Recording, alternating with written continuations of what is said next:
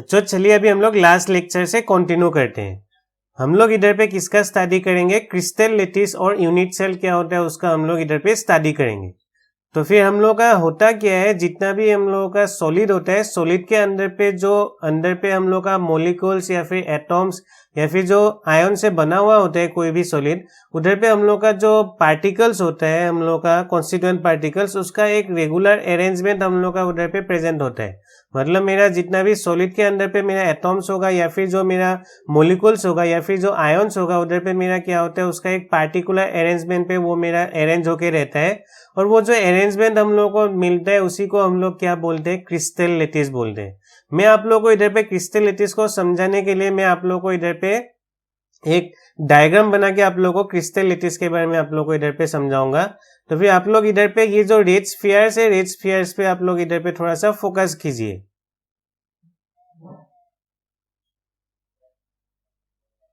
तो मेरा ये जो रेड स्फीयर्स है, रेड स्फीयर्स हम लोग का क्या है, जितना भी रेड स्फीयर्स आप लोग को दिखाई दे रहा है इधर पे, ये सब मेरा क्या है, ये सब मेरा कॉन्स्टिट्यूएंट पार्टिकल्स है। ये कॉन्स्टिट्यूएंट पार्टिकल्स है। मेरा कॉन्स्टिट्यूएंट पार्टिकल्स क्या क्या होता था, मेरा कॉन्स्टिट्यूएंट पार्टिकल या तो एटॉम होता था, एटॉम हो सकता है, नहीं तो वो मेरा क्या हो सकता है, आयन हो सकता है, नहीं तो वो मेरा क्या हो सकता है, मॉलिक्यूल हो सकता है। कोई भी सॉलिड के अंदर पे हम लोग का ये तीन चीज हम लोग को दिखाई देता है। या तो हम लोग का वो एटॉम से बना हुआ होता है, नहीं तो आयन से बना हुआ होता है, नहीं तो वो मेरा किससे बना हुआ होगा, मॉलिक्यूल से बना हुआ होगा। तो फिर मैं इधर पे आप लोग को ये जितना भी रेड स्फीयर्स आप लोग के लिए इधर पे ड्रॉ करके रखा हूँ, ये सब मेरा किसको रिप्रेजेंट कर रहा है, वो मेरा कॉन्स्टिट्यूएंट पार्टिकल्स को। मतलब कोई भी सॉलिड के अंदर पे जो एटॉम या फिर जो आयन या फिर जो मॉलिक्यूल प्रेजेंट होगा उसको ये रिप्रेजेंट कर रहा है। तो मैं क्या करता हूँ, जितना भी इधर पे स्फीयर्स था मैं उसको कुछ इमेजिनरी लाइन से मैं उधर पे उसको कनेक्ट करने के लिए इधर पे कोशिश करता हूँ। आप लोग इधर पे देखिए क्या होता है, जब मैं उसको इमेजिनरी लाइंस के साथ कनेक्ट करूंगा उधर पे हम लोग को क्या मिलेगा, आप लोग इधर पे फोकस कीजिए। तो मैं ऊपर का जितना भी इधर पे मेरा स्फीयर्स है सबको एक दूसरे के साथ कनेक्ट कर दिया। सिमिलरली इधर पे मैं जितना भी स्फीयर्स था उसको मैं क्या कर दिया, एक दूसरे के साथ कनेक्ट कर दिया। और एकदम लास्ट में भी जितना हम लोग का नीचे पे जितना भी हम लोग का स्फीयर्स था उसको भी मैं क्या कर दिया, कनेक्ट कर दिया। और अभी मैं इधर पे इन लोगों को भी ऊपर में जो जितना मेरा स्फीयर्स था उसको भी मैं ऐसे करके कनेक्ट करके देखूंगा।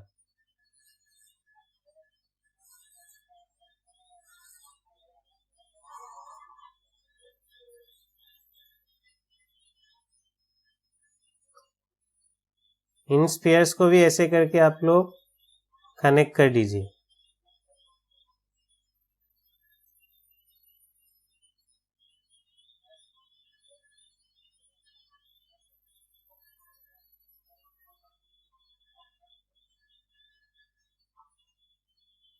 बच्चों मेरे ख्याल से आप लोग को इधर पे एक बड़ा सा क्यूब दिखाई दे रहा है।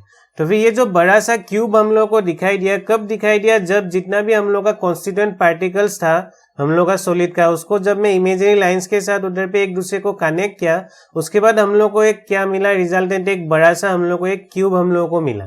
तो अभी ये जो हम लोग का रिजल्टेंट जो बड़ा सा जो स्ट्रक्चर हम लोग को इधर पे क्यूबिकल स्ट्रक्चर हम लोग को मिला, उसी को हम लोग क्या बोलते हैं, क्रिस्टल लेटिस बोलते हैं। तो फिर ये हम लोग का जो सॉलिड में जो कॉन्स्टिट्यूएंट पार्टिकल्स होते हैं उसको जब हम लोग एक रेगुलर या फिर कुछ एक पार्टिकुलर अरेंजमेंट पे उसको जब हम लोग अरेंज करेंगे, उसके बाद हम लोग को जो रिजल्टेंट स्ट्रक्चर मिलता है उसी को हम लोग क्या बोलते हैं, क्रिस्टल लेटिस बोलते हैं। अभी यूनिट सेल क्या होता है मैं आप लोगों को इधर पे समझाता हूँ। यूनिट सेल मतलब क्या होगा, मैं अगर ये जो बड़ा सा जो क्यूब है उसमें से अगर मैं एक छोटा सा अगर एक क्यूब को मैं इधर पे अगर सपोज कंसीडर करूंगा, मैं ये जो नीचे पे जो मेरा छोटा सा एक क्यूब है मैं उसको इधर पे कंसीडर कर रहा हूं, तो फिर ये जो नीचे पे हम लोग का एक छोटा सा हम लोग को क्यूब जो हम लोग को दिखाई दे रहा है, इसको हम लोग क्या बोलेंगे, यूनिट सेल बोलेंगे। यूनिट सेल मतलब क्या होता है, smallest repeating unit of a crystal lettuce.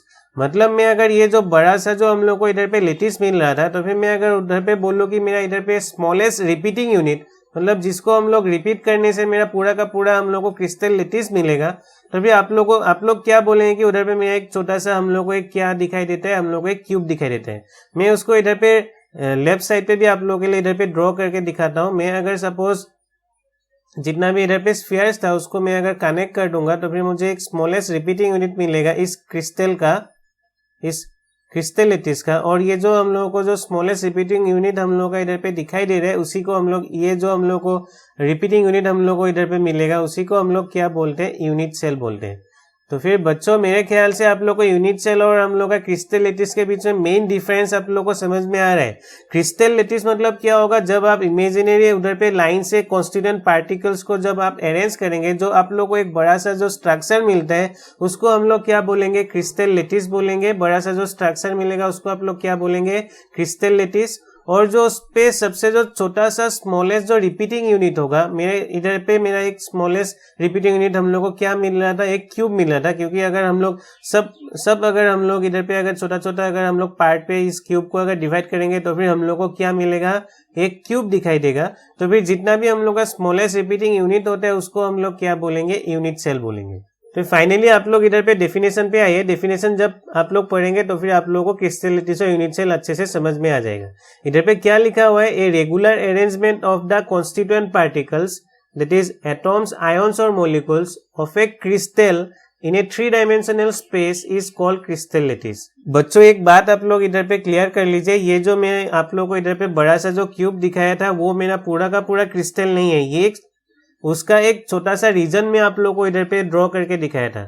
ये हम लोग का क्या होता है, बहुत ज्यादा बड़ा होता है। ये हम लोग का ऐसे कंटिन्यू होता रहता है, बहुत बड़ा हम लोग को एक स्ट्रक्चर मिलेगा। तो फिर उस जो बड़ा सा जो स्ट्रक्चर होता है उसको हम लोग बोलते हैं लेटिस। और उसमें से जो मैं एक पार्ट आप लोग को इधर पे दिखा रहा था उस पार्ट को हम लोग क्या बोलेंगे, क्रिस्टल लेटिस।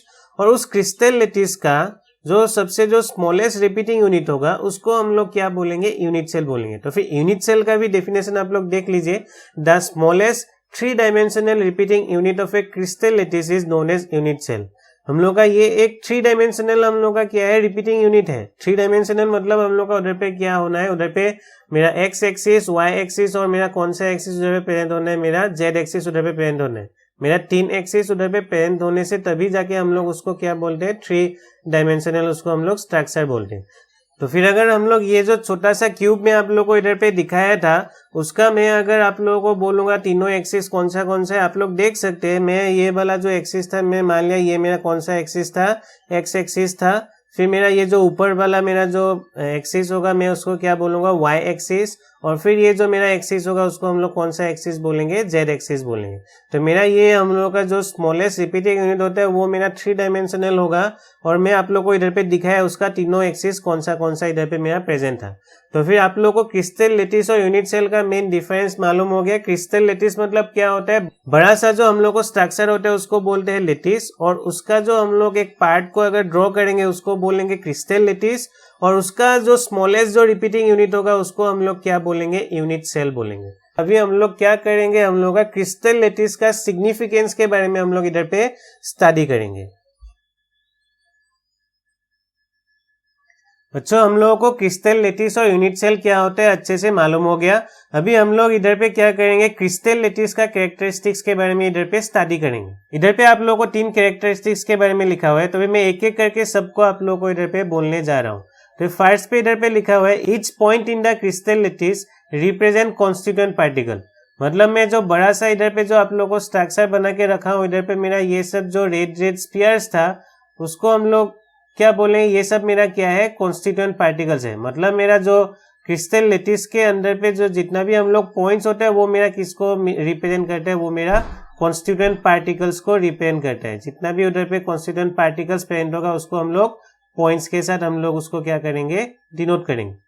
सेकेंड कैरेक्टरिस्टिक्स पे हम लोग को इधर पे क्या लिखा हुआ है, सेकेंड पॉइंट देखिए इधर पे, each point in the lattice is called lattice point और लेटिस साइट। हम लोग का जितना भी इधर पे जो पॉइंट्स था वो मेरा किसको रिप्रेजेंट कर रहा था, कॉन्स्टिट्यूएंट पार्टिकल्स को। और हम लोग क्या बोलेंगे, जितना भी इधर पे पॉइंट्स होता है कोई भी क्रिस्टल लेटिस का, उसको हम लोग जनरली क्या बोलते हैं, लेटिस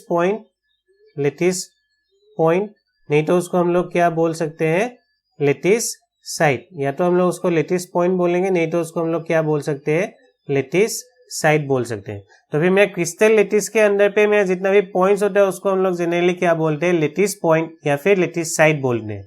फिर थर्ड कैरेक्टरिस्टिक्स हम लोग का इधर पे क्या लिखा हुआ है, थर्ड कैरेक्टरिस्टिक्स पे the points are joined by lines just to represent the geometry of the lattice. हम लोग का इधर पे जितना भी आप लोगों को ये जो लाइंस दिखाई दे रहा है, ये सब मेरा लाइंस इमेजिनरी है, वो प्रैक्टिकली हम लोग का सॉलिड के अंदर पे हम लोग का प्रेजेंट नहीं होता है। लेकिन हम लोग को अगर उस सॉलिड का अगर स्ट्रक्चर अगर हम लोग को मालूम करना है, तो फिर हम लोग को कुछ इमेजिनरी लाइंस बना के ही हम लोग को क्या मालूम होता है, उसका ज्योमेट्री के बारे में मालूम होता है। तो फिर हम लोग का जो लाइंस होता है उधर पे हम लोग का वो मेरा क्या होता है, इमेजिनरी लाइंस होता है। The points are joined by lines just to represent the geometry of the lattice. हम लोग जस्ट उसका ज्योमेट्री समझने के लिए इधर पे क्या कर रहे थे, इधर पे लाइन से हम लोग उधर पे ड्रॉ कर रहे थे या फिर लाइन से एक दूसरे को कनेक्ट कर रहे थे। ये प्रैक्टिकली उधर पे हम लोग का क्रिस्टल के अंदर पे प्रेजेंट नहीं होता है। अच्छा, चलिए अभी लास्ट पे अभी हम लोग पैरामीटर्स ऑफ यूनिट सेल का स्टडी करते हैं। पैरामीटर्स मतलब क्या होता है, जनरली पैरामीटर्स मतलब मेरा जो यूनिट सेल होगा उसका डायमेंशन के बारे में हम लोग को इधर पे मालूम होता है, मतलब उसका लेंथ ब्रेथ हाइट के बारे में हम लोग को मालूम होता है। मैं आप लोग को बोल के आया था हम लोग का जो यूनिट सेल होता है उसका 3 डायमेंशन होता है, मतलब उसका मेरा तीनों एक्सिस प्रेजेंट होगा, एक्स एक्सिस, वाई एक्सिस और जेड एक्सिस। तो मैं इधर पे आप लोगों को इधर पे पैरामीटर्स ऑफ यूनिट सेल आप लोगों को इधर पे 2 पॉइंट्स इधर पे लिख के लाया हूँ। तो मैं पैरामीटर्स को आप लोगों को इधर पे समझाता हूँ, मेरा यूनिट सेल का कौन सा उधर पे पैरामीटर्स प्रेजेंट होता है। तो फिर इधर पे क्या लिखा हुआ है पैरामीटर्स ऑफ यूनिट सेल पे, a unit cell is characterised by the following parameters which decide the size and shape of the unit cell. मतलब हम लोग का जो पैरामीटर से हम लोग को क्या मालूम होता है, जो मेरा यूनिट सेल होगा उसका साइज क्या होगा और उसका शेप क्या होगा, उसके बारे में हम लोग को मालूम होता है। किसी का शेप क्यूबिक होता है, किसी का हेक्सागोनल होता है। फिर वो जो साइज होता है और उसका जो शेप होगा उसके बारे में हम लोग को कहाँ से मालूम होता है, पैरामीटर से ही मालूम होता है।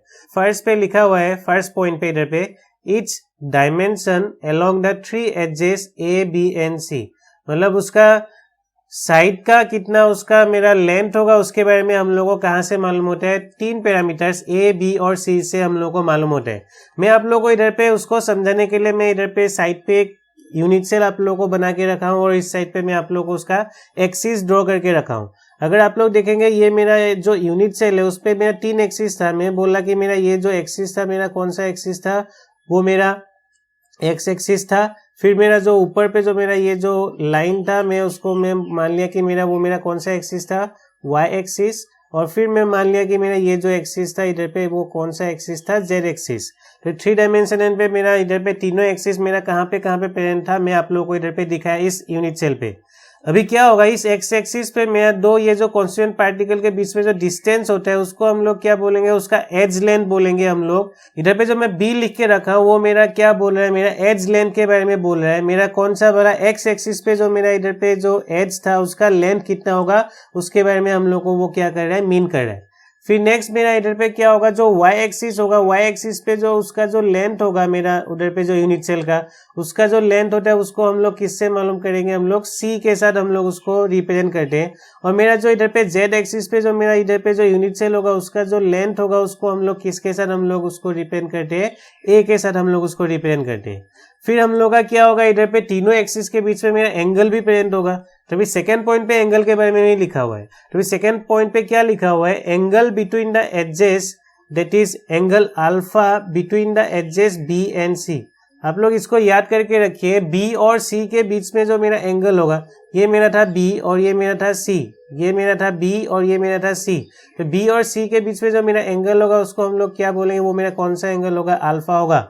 आप लोग इसको चेंज मत कीजिए, इधर पे हम लोग को जो नोटेशन फॉलो होता है उसी को हम लोग को क्या करना है, फॉलो करके जाना है।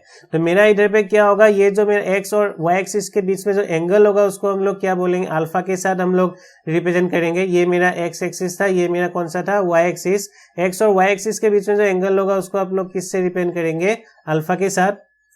फिर नेक्स्ट मेरा इधर पे angle beta between the axes A and C, मतलब मेरा इधर पे ए और सी के बीच में जो एंगल होगा उसको हम लोग क्या बोलेंगे, बीटा बोलेंगे।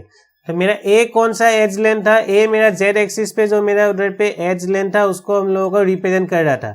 तो मेरा ए और सी के बीच में जो मेरा एंगल होगा उसको हम लोग किसके साथ रिप्रेजेंट करेंगे, बीटा के साथ। मतलब मेरा ये जो एंगल होगा उसको हम लोग किसके साथ रिप्रेजेंट करेंगे, बीटा के साथ। और फाइनली हम लोग का गामा कौन सा होगा, angle gamma between the axes A and b. मेरा लास्ट जो एंगल होगा मेरा ए और बी के बीच में जो मेरा एंगल होगा उसको हम लोग क्या बोलेंगे, गामा एंगल बोलेंगे। तो मेरा ये था ए और ये था मेरा बी। तो फिर दोनों के बीच में जो एंगल होगा उसको हम लोग किसके साथ रिप्रेजेंट करेंगे, गामा के साथ हम लोग रिप्रेजेंट करेंगे। तो मेरा generally parameters of unit cell पे हम लोग का उधर पे 6 पैरामीटर्स था ए बी सी, जो मेरा एज लेंथ को रिप्रेजेंट कर रहा था, और 3 जो मेरा दूसरा पैरामीटर्स था वो मेरा एंगल था, कौन सा था, अल्फा बीटा और गामा था। तो मेरा अल्फा मेरा किसके बीच में एंगल था, मेरा बी और सी के बीच में, बी और सी के बीच में मेरा जो एंगल होगा उसको क्या बोलेंगे हम लोग, अल्फा बोलेंगे। और फिर मेरा जो बीटा था वो मेरा किसके बीच में था, ए और सी के बीच में। तो फिर मेरा ये था ए और ये था मेरा सी, तो फिर ए और सी के बीच में जो एंगल होगा उसको हम लोग बीटा के साथ रिप्रेजेंट करेंगे। फिर गामा मेरा कौन सा होगा, between the axes A and b, मतलब मेरा ये था ए और ये था बी, तो फिर उसके बीच में जो मेरा एंगल होगा उसको हम लोग किसके साथ रिप्रेजेंट करेंगे, गामा से रिप्रेजेंट करेंगे। तो फिर मैं आज का क्लास पे आप लोगों को किसके किसके बारे में आप लोगों को बोला, फिर फर्स्ट पे मैं आप लोगों को क्रिस्टल लैटिस और यूनिट सेल के बारे में बोला। फिर नेक्स्ट पे मैं आप लोगों को क्रिस्टल लैटिस का उधर पे क्या क्या कैरेक्टरिस्टिक्स होता है मैं आप लोगों को उधर पे बोला। फिर थर्ड पे मैं आप लोगों को क्या बोला, पैरामीटर्स ऑफ यूनिट सेल बोला। ये तीनों का तीनों हम लोग का जो स्लाइड्स में आप लोगों को इधर पे शो किया, सब मेरा क्या है, इंपॉर्टेंट है। आप लोग उसको एक बार रिवाइज कीजिए और अच्छे से उसको नोट करके रखिए अपना कॉपी में। तो फिर आज का लेक्चर को हम लोग यहीं पे खत्म करते हैं। Thank you.